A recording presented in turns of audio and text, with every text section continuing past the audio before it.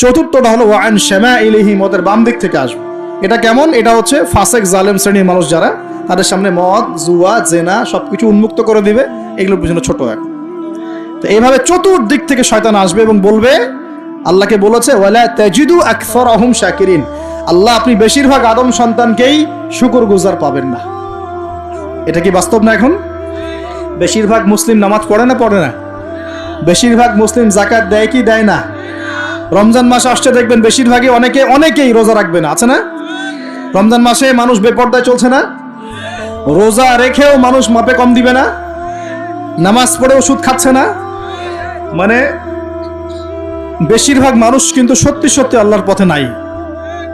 এই পৃথিবীতে বেশিরভাগ মানুষ বলছে আল্লাহর সন্তান আছে, নাউজুবিল্লাহ। খ্রিস্টানরা বলছে না আল্লাহর সন্তান আছে?